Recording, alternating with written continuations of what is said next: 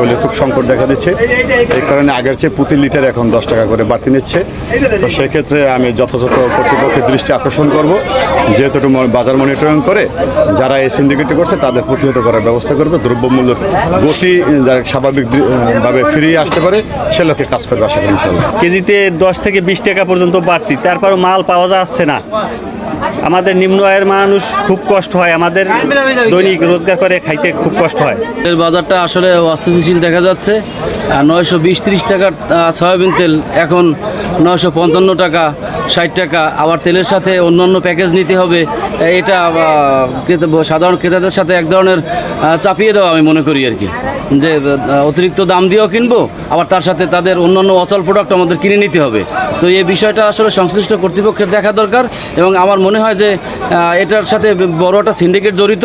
সেই সিন্ডিকেটটা কোথায় আছে সেটা সমূলে উৎপাদন করা দরকার।